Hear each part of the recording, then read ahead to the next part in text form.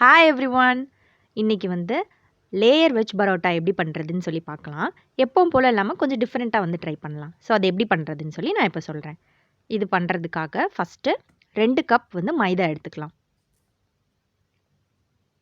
அப்புறமா தேவையான அளவு வந்து உப்பு, கூடவே வந்து 1 ஸ்பூன் வந்து ஆயில். இதை வந்து ஃபஸ்ட்டு நல்லா வந்து மிக்ஸ் பண்ணிக்கோங்க. நல்லா மிக்ஸ் பண்ணதுக்கப்புறமா இதில் வந்து தண்ணி சேர்த்து இதை நல்லா சப்பாத்தி மாவு மாதிரி பிசைஞ்சு எடுத்துக்கலாம். நல்லா சாஃப்டான டோவாக ரெடி பண்ணி எடுத்துக்கலாம்.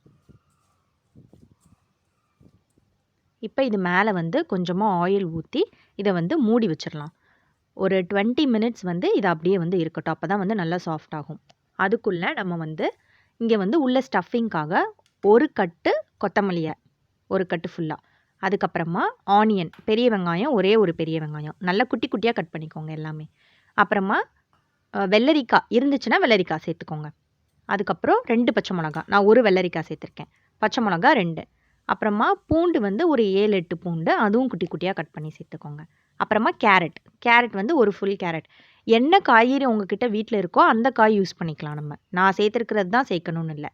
அப்புறம் தேவையான அளவு உப்பு, 1/2 டீஸ்பூன் வந்து ஜீரகத்தூள், 1/2 டீஸ்பூன் வந்து பெப்பர் பவுடர், 1/2 டீஸ்பூன் வந்து மல்லித்தூள், 1/2 டீஸ்பூன் வந்து சாட் மசாலா, அப்புறமா கொஞ்சமாக வந்து சில்லி ஃப்ளேக்ஸ். அதுக்கப்புறம் ஒரு 3 ஸ்பூன் வந்து ஆயில். இது எல்லாத்தையும் சேர்த்துட்டு நல்லா வந்து இதை மிக்ஸ் பண்ணி விட்டுறலாம். என்ன வெஜிடபிள்ஸ் இருக்கோ அதை நம்ம சேர்த்துக்கலாம். வெள்ளரிக்காய் நான் என்கிட்ட இருந்தனால நான் வெள்ளரிக்காய் சேர்த்துக்கிறேன். நீங்கள் வந்து கேப்சிகம் இருந்தால் கேப்சிகம் கூட சேர்த்துக்கலாம். இந்த மாதிரி இருக்கிற வெஜிடபிள்ஸ் வச்சு நம்ம பண்ணிக்கலாம். இப்போது மாவு வந்து 20 மினிட்ஸ் ஆயிடுச்சு. நல்லா சாஃப்டாக இருக்குது. இப்போ ஒரு தடவை இதை நல்லா வந்து பிசைஞ்சிட்டு நல்லா இழுத்து வந்து இது பண்ணணும். இந்த மாதிரி நல்லா ஸ்ட்ரெச் பண்ணிக்கோங்க. அதுக்கப்புறமா இதை வந்து ஈக்குவலாக வந்து பால் மாதிரி பண்ணிடலாம். ரொம்ப குட்டி பாலாக எடுக்க வேணாம். ஓரளவுக்கு மீடியம் சைஸ் பாலாக எடுத்துக்கோங்க. ஏன்னா அப்போ தான் வந்து நம்ம அதை நல்லா வந்து பெருசாக நம்ம வந்து சப்பாத்தி மாவுக்கு மாதிரி குட்டியாக தேய்க்காமல் நல்லா பெருசாக தேய்ச்சி எடுத்துக்க போகிறோம் உள்ள ஸ்டஃபிங் வைக்கிறதுக்காக. ஸோ அந்த மாதிரி எல்லா நம்ம பண்ணி வச்சுருந்ததையும் பால்ஸாக எடுத்து இந்த மாதிரி தேய்ச்சி எடுத்துக்கலாம். சப்பாத்திக்கு தேய்க்கிற மாதிரி நல்லா நைஸாக தேய்ச்சிக்கோங்க. அதுக்காக ரொம்ப அப்படி என்ன பண்ணுறது, நம்ம ஸ்டஃபிங் உள்ளே வைக்கும் போதோ இல்லை எடுக்கும் போதோ அது வந்து ஓட்டை விழுந்துடக்கூடாது. அந்த மாதிரி இல்லாமல் நல்லா நைஸாக தேய்ச்சிட்டு சென்டரில் கொஞ்சமாக வந்து பட்டர் போட்டுக்கலாம். போட்டுட்டு நம்ம ரெடி பண்ணி வச்சுருந்த ஸ்டஃபிங் இருக்குல்ல, அதை வந்து இந்த மாதிரி கரெக்டாக சென்டரில் வச்சுக்கோங்க.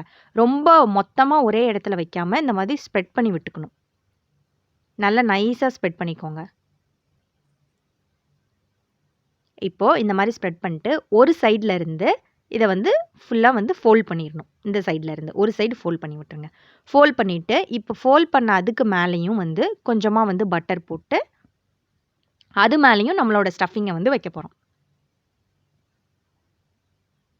லைட்டாக அந்த மாதிரி வந்து பட்டர் தேய்ச்சிக்கோங்க. அதுக்கப்புறம் அதுக்கு மேலேயும் நம்மளோட ஸ்டஃபிங், இதையும் வந்து நல்லா வந்து ஸ்ப்ரெட் பண்ணி விட்டுக்கோங்க. இப்போது அந்த ஆப்போசிட் சைடில் இருக்குல்ல, அதை வச்சு இதை வந்து நம்ம வந்து ஃபோல்ட் பண்ணி கவர் பண்ணிடணும். 2 சைடும் இந்த மாதிரி கவர் பண்ணிவிட்டு இப்போ இதுக்கு மேலேயும் நம்ம வந்து பட்டர் தேய்க்க போகிறோம். நல்லா வந்து ஃபுல்லாக கவர் பண்ணிடுங்க. இல்லைனா வந்து எல்லாம் நம்ம உள்ளே வச்சுருக்கிற வெஜிடபிள்ஸ்லாம் வந்து கீழே விழுந்துடும். இப்போ இது மேலேயும் நல்லா பட்டர் வச்சு தடவிட்டு நம்மளோட ஸ்டஃபிங் இந்த மாதிரி வச்சிடணும். நல்லா வந்து ஃபுல்லாக வந்து கவர் பண்ணிடுங்க இந்த சைட்லலாம் வந்து. அதுக்கப்புறம் 2 சைடில் இருந்தும் இந்த மாதிரி பாக்ஸ் மாதிரி நம்ம வந்து ஃபுல்லாக ஷீல் பண்ணிடணும். ஆப்போசிட் சைடில் தான் எல்லாம் ஃபஸ்ட்டு 2 சென்டரில் வச்சு 2 ஆப்போசிட் சைட்லேயும் பண்ணிட்டு அதுக்கப்புறம் இந்த மாதிரி இப்போ ஒரு பாக்ஸ் மாதிரி நம்மளுக்கு ரெடி ஆயிடுச்சு. இப்போ இதை ஒரு பேனில் பட்டர் ஊற்றி அதில் பேன் ஹீட் ஆனதுக்கப்புறம் நம்மளோட பாக்ஸை இதில் வச்சிடலாம். இதை வந்து மேலேயும் பட்டர் தடவிக்கோங்க. நீங்கள் ஒரு வேளை தோசை தவாவில் பண்ணுறதா இருந்தால் ஆயிலுக்கு வந்து ஒரு 2 ஸ்பூன் கூடவே ஊற்றிக்கோங்க, இல்லைனா கரிஞ்சிரும். இப்போ இதை மூடி வச்சு 5 மினிட்ஸ் வந்து லோ ஃப்ளேமில் குக் பண்ணலாம். இப்போ இதை 5 மினிட்ஸ் கழித்து வந்து திருப்பி போடுங்க. இது வந்து நல்லா லோ ஃப்ளேமில் வச்சுக்கோங்க, இல்லைனா அடி பிடிச்சிரும். தோசைக்கல்லில் பண்ணுறதா இருந்தீங்கன்னா கூட 1 ஸ்பூன் ஆயில் ஊற்றிக்கோங்க.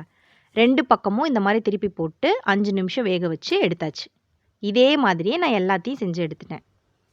இதுக்கு வந்து கெச்சப் வந்து ரொம்ப நல்லாயிருக்கும். ஆஸ் யூஷுவல் நம்ம எப்போதும் சப்பாத்தி, பூரி அந்த மாரி பண்ணாம, இந்த மாரி டிஃப்ரெண்ட்டா ஒரு நாள் ட்ரை பண்ணுங்க. நல்லாயிருக்கும். எல்லாத்துக்குமே வீட்ல ரொம்ப பிடிக்கும். கிட்ஸுக்கு, பெரியவங்களுக்கு ரொம்ப நல்லாயிருக்கும். இது நம்ம உள்ள வெஜிடபிள்ஸ் தான் எல்லாமே ஸ்டஃபிங் வச்சிருக்கோம். வீட்ல என்ன காய்கறி இருக்கோ, அத வச்சே வந்து ட்ரை பண்ணுங்க.